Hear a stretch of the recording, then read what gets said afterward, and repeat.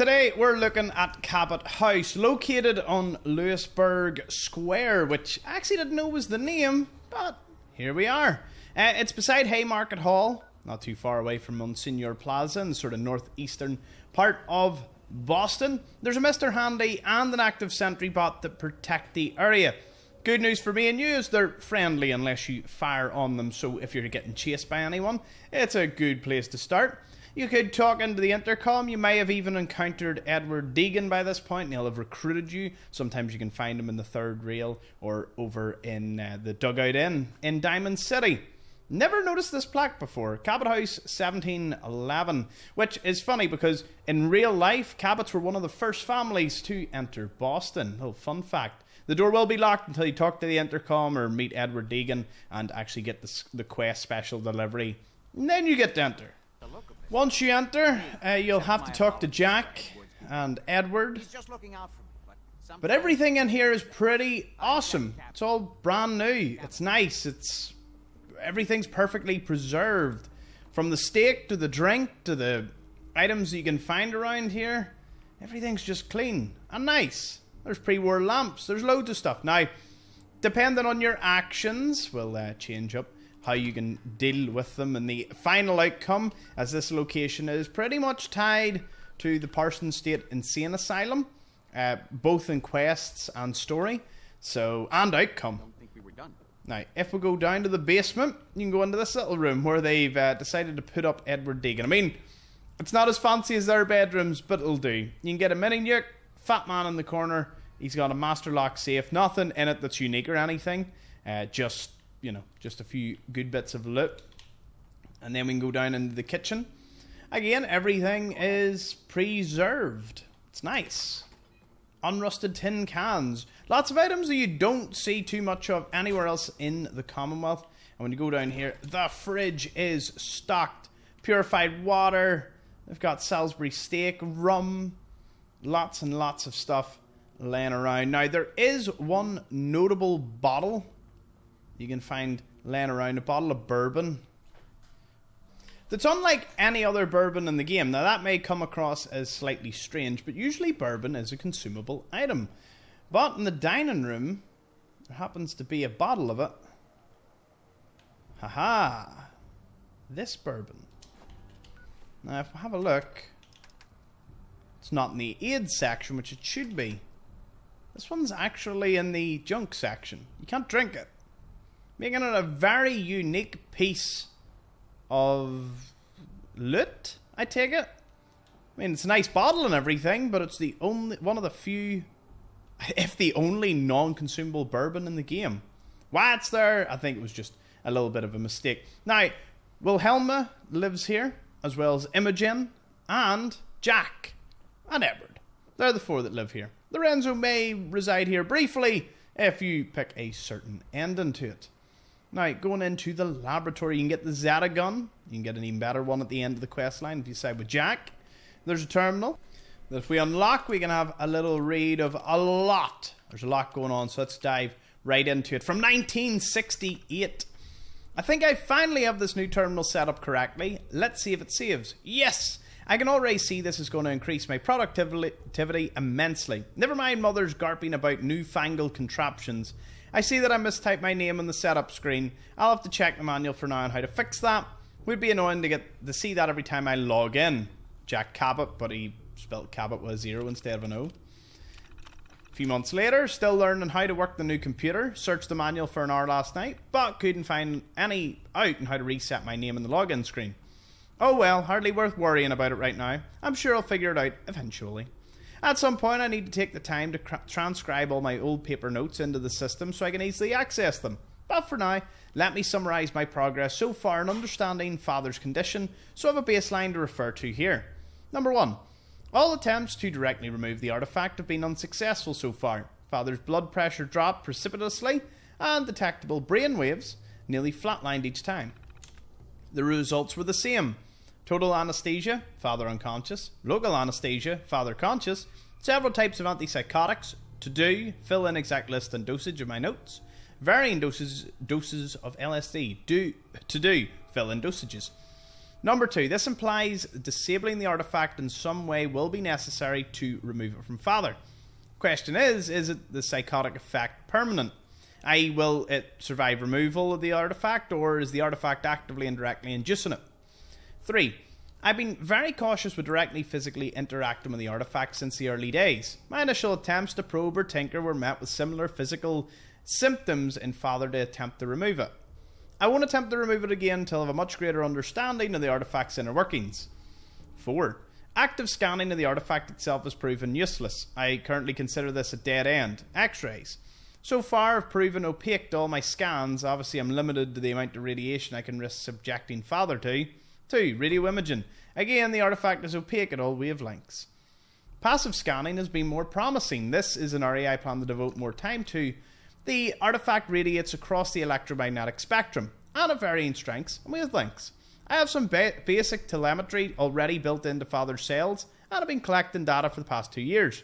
So far, it's not much more than suggestive of further avenues of research, but I am quite confident that over time and with more sophisticated sensors, I'll be able to gain genuinely useful insight into the way the artifact is controlling Father. To do, get military contacts from Senator De Soto. They are likely to have more advanced tech than I can get commercially, considering making deal for samples of serum if necessary. The physical symptoms that the artifact has induced in Father are as follows. Extreme paranoia and psychotic tendencies. This was obvious from the first, since no drug has proven effective in mitigating these symptoms. All evidence points to them being directly induced by the artifact. Agelessness. As yet unidentified modifications to his blood chemistry have prevented any further aging since he first encountered the artifact. In fact, he seems to be in better physical health than before.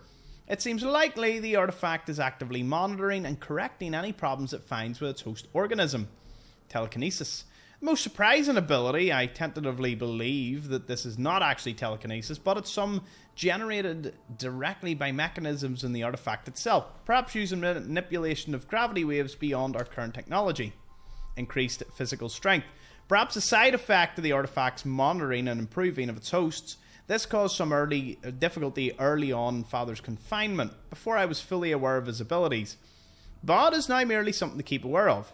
Father's blood chemistry shows various changes from the human norms, as well as traces of currently unidentified substances. I've proven that at least that some of the symptoms described can be communicated to another person through the use of a blood transfusion. So far, through pure trial and error, I've been able to produce a serum with several of the beneficial qualities and few side effects. But my actual understanding of what the serum is doing is so far very limited. I'll continue to pursue this as time allows, but it seems unlikely to be of much use in actually freeing Father from the artifact. X-rays of Father's brain show no physical intrusion of the artifact. His skull remains intact, and I see no signs it's even penetrated flesh. At this point, I believe the blood chemistry changes must be induced by the artifact indirectly. It's instructing Father's cells on how to manufacture these substances. My most successful intervention to date has been the development of the Abremelin field, detailed specs in files of Parsons. Earliest crude implementation, 1898, was simply a full-spectrum dampening field tuned to the same frequencies given off by the artifact. It did interfere with the artifact's operation, but at great cost to Father's health. At the time, I had no choice. He would have been impossible to confine otherwise. But refinement of the field has been a priority over the last decades. I've managed to reduce the negative physical effects on him, while directly blocking the artifact's telekinesis powers. So far, my attempts to broaden the field's interference with other aspects of the artifact have been unsuccessful. They bring on similar symptoms, attempting to physically remove the artifact, but this remains the most promising avenue of my research. If I can discover how to interrupt the communication, I believe I will have the key to removing it, or at the very least mitigating some of the dangerous symptoms, psychosis, etc. Wow! Fast forward 30 years. Mother and Imogen have left for another European tour while I take care of the latest generational shift. Getting more difficult to make this work in our modern age. Luckily, money still talks. I'll find someone reliable to leave in charge of Parsons while I'm gone. Perhaps Anderson could be trusted not to meddle. It's good to be back. John Cabot, the long-lost cousin of the Cabots, has returned to claim his inheritance after the freak accident that claimed the lives of Jack and his family. As usual, I have to be careful to respond to people who address me as John, and this beard is going to take some getting used to. But such are the burdens of immortality. Anderson proved loyal and uninclined to poke his nose into anything, so that's another hurdle passed. I need to try and get as much done as I can while Mother's away, and I find I'm much more productive than usual during these transitions. So obviously, so that no one would suspect their immortality and what they were doing with Father in Parsons, they had to keep like changing lives. So 2023, so 2 years ago, because it's 2025 I'm recording this, I've been experimenting with some of the new transistors, and it looks possible to make a portable version of the Bremelin field generator. This would be useful if we ever had to move Lorenzo to a different facility for any reason. A lot more work is necessary, of course, and testing it in Lorenzo's out of the question. I won't risk shutting down the main field. But replicating the current field frequencies should at least give us something we could try in an emergency, even if I can't be 100% certain it'll work. Another 30 years passed. Hired a new fellow to help with the family's affairs, Edward Deegan. Comes highly recommended. It's too easy for me to ignore the passage of time now, but I've realised how old Daniel is getting. It will be time for him to retire in a few years, and it's past time to start grooming his replacement. This is always such a difficult process that I tend to put it off, especially as Mother can be so difficult with anyone new. If Edward proves reliable, I can start easing him into the family secrets. Tricky but necessary. So far so good. Mother has taken to him, so that's an essential first step. Another 20 odd years. I've had Rob go out again. It seems like a small thing, but this login screen glitch has been driving me crazy. I assumed it would have been fixed with the upgraded terminals. You can be sure I was careful to type my name in, but no, when I booted up, there it was again. This time, they completely wiped the system, reinstalled their master holotapes. Unbelievably, typo still there. They promised to have some of their sharpest engineers look into it, but I'm not sure they were being completely serious. If I don't hear from them in a few weeks, I'll make a few calls. Apparently, the political situation has become very dangerous. I don't pay much attention to current events, but Imogene's latest boo is a high mucky muck in some government agency, and has been telling her alarming stories of how close things have gotten to full-scale nuclear war. I wonder if we are following in the footsteps of the ancients who created the artifact. If so, who might our successors be, thousands of years from now? Will a cockroach civilization eventually rise to wonder at the artifacts that we have left behind? Ooh. It really happened. I don't think I've quite come to terms with what it means for the long run. It's been one crisis after another. We certainly aren't out of the woods yet. But the simple matter of the fact I can write this out again means we're better off than most people. I don't have time to write down everything that's happened. Fortunately, Boston was spared a direct hit. My first concern was Parsons, of course. We had to maintain power at all costs. We've always had backup generators, more than usual even for a medical facility. But they were intended for short-term outages, not a permanent power supply. Then there was the question of security. Edward proved amazingly resourceful. He had already plans in place for such an emergency. Thank God he paid more attention to the news than I did. Still, there's no real planning for the end of civilization. He and I have been at Parsons for a month, trying to keep things from falling apart.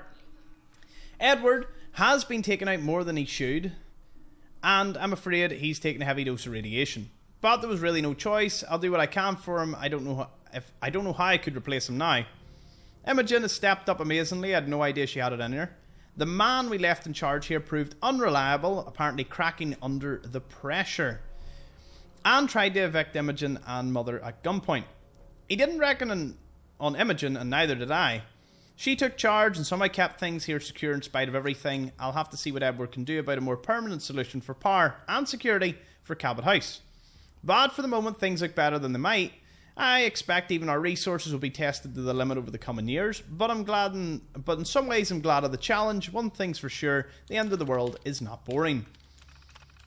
I think I can finally say some things are looking up. Edward has recruited more or less reliable security force to protect Parsons. Power situation stabilised. Edward assured me now we have spare parts to last up to at least 50 years.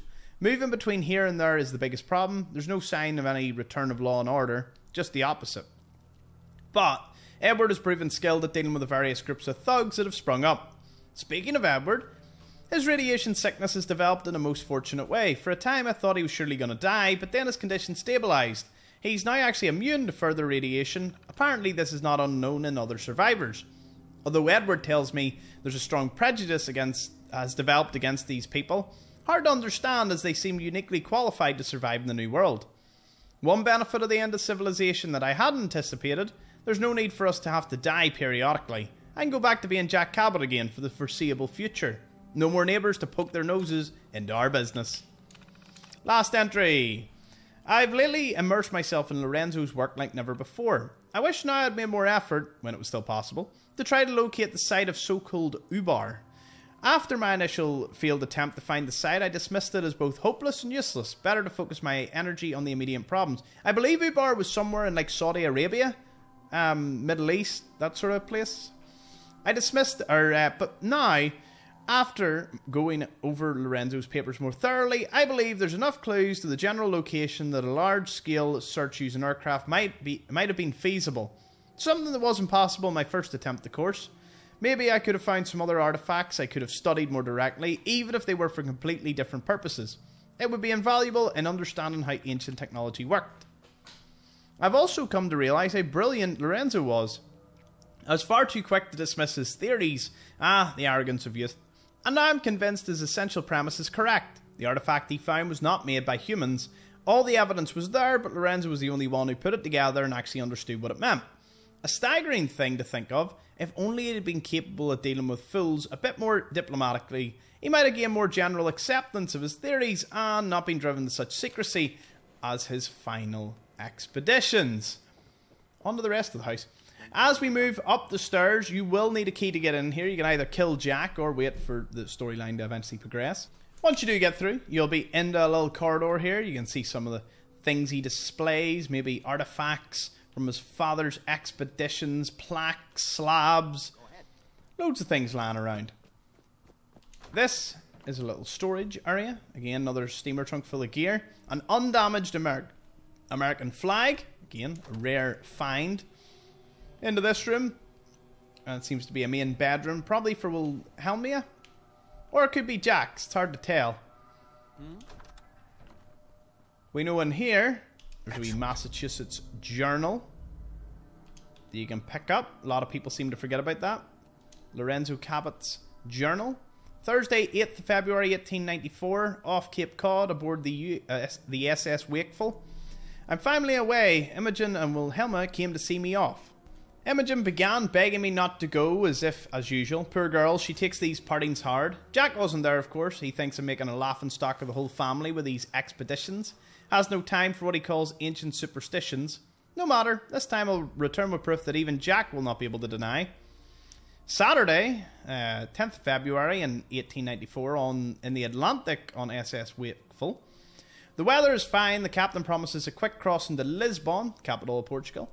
The red tape involved in organising this expedition tried my patience almost to breaking point, but I'm sure it was necessary to obtain the necessary permits from the Omani authorities through the State Department. I can only hope my sheaf of documents and ready cash will be enough to placate the local governor when I arrive. Oh, so it's Oman he's going to. It's still got roughly the same area. Wednesday in the Western Mediterranean aboard Wakeful. So far so good. Uneventful crossing. Metternich was waiting for us in Lisbon with welcome news that he had perfected his electrical sensing apparatus, which is now safely on board in crates.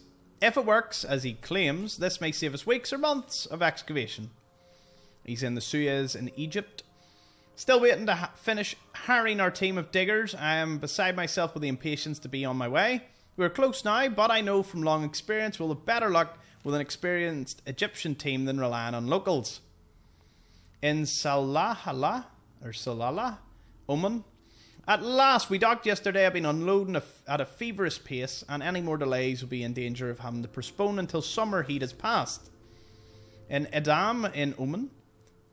We are on our way. Nothing more stands in the way but the impenetrable desert and the secrets of the ages. Ha! I welcome those challenges.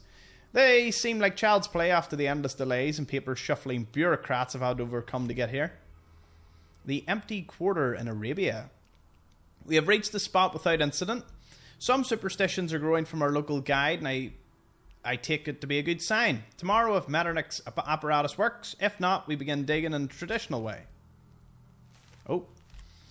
His apparatus has been bulky, sand in its delicate workings, no doubt, but it's obtained a favourable reading in a depression to the south. Heat during the day is tremendous. We'll set to work tomorrow to see what we can see. By April, nothing yet at the southern depression. Metternich swears that it wasn't a false reading. 2 more days and then I'll have to begin a search grid across the whole site, as disappointing as it'll be. Success! Late this afternoon, the diggers struck worked stone, apparently the edge of a large circular structure. More trouble from the guide. The wisdom of not hiring the diggers locally now even more apparent as they paid little attention to him.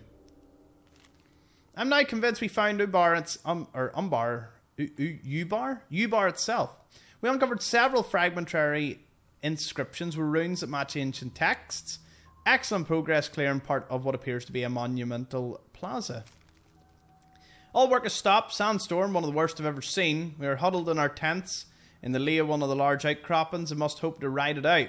The darkness is complete, although it is mid-morning. Sandstorm continues for a third day. Nothing we have ever seen. The guide is becoming troublesome. Some of the diggers are beginning to listen to his wild tales of ancient curses and forbidden secrets. Even the normally diplomatic Metternich is beginning to show signs of cracking under strain. Sandstorm over, but 2 weeks of work has been undone. The area we cleared is buried under several feet of new sand. The guide disappeared in the night. I won't miss him, but the diggers are even more unsettled. We located what must be the foundations of the Great Temple. So far nothing but stone and rubble, but something must have survived. Weather's getting worse by the day. Metternich talked about resuming work in winter, but I won't hear of it, not when we're this close. I must record everything while it's fresh in my mind, although it's hard to concentrate with the crown right here in front of me. It's almost unbelievable, even to me, that I can hold in my hands an artifact so clearly not made by human civilization. But let me set it down how it happened as clearly as I can. We had worked for a week to clear the shaft between the Great Temple. Even the diggers had caught the excitement. Then we hit solid stone, a cyclopean block, series of blocks as it turned out, obstructing the tunnel. Clearly deliberately sealed by builders. We almost despaired of getting through 3 days of laborious pickwork. I wouldn't risk explosives here of all places, then break through in the darkness. I was first in. The dust of ages covered everything. Clearly a burial crypt sarcophagus at the end of the chamber. Lifted the lid inside, and even I fell to my knees in shock. The diggers were helping us. Fled. Metternich, white-faced, I feared he was having a heart attack. Luckily, no. We'll make a full catalogue of the tomb. I ordered it sealed up overnight. Not that I really believe any of the diggers would dare enter it again, but better safe than sorry. Removed only the crown, reverently, without disturbing the body or other artifacts. And so, vindication. The crown waits gleaming on its, as if it's new made, although I know it's much older than any human artifact uncovered. Later. I now know that this city's name was not Ubar, and the building was not a temple. What was beneath it was not a crypt. I have so much to learn and so much to teach Wilhelma and Jack and Imogen. When we return, we will return together. Metternich was surprised to see me wearing the crown this morning. I tried to argue with me when I ordered the men to bury everything we uncovered.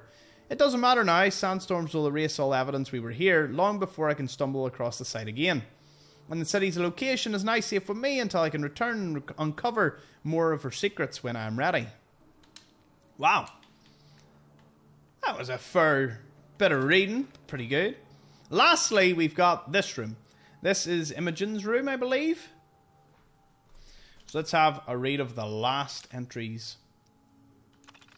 So this was actually Imogen, an unwanted gift from my loving brother. Still, might be interesting to play around with it.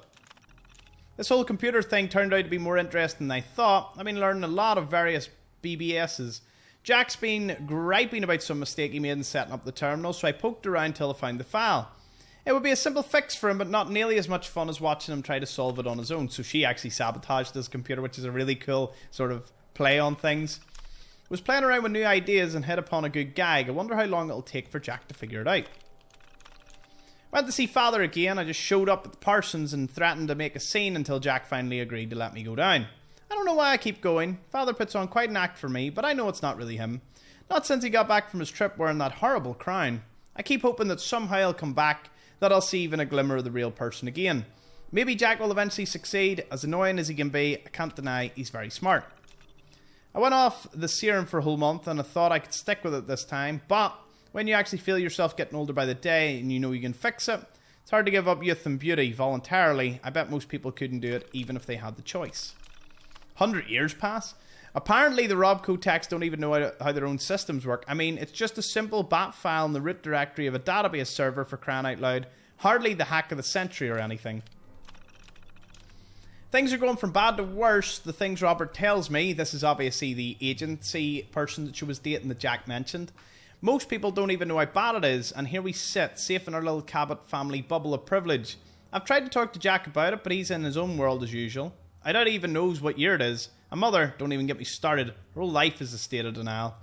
I know this is insane to think, but maybe it's for the best. You'd think I could just get a gun or some poison if I really wanted to end it, but I could never be like that. Deliberate. How selfish must I be to think I need the world to end as a way for me to get out of killing myself?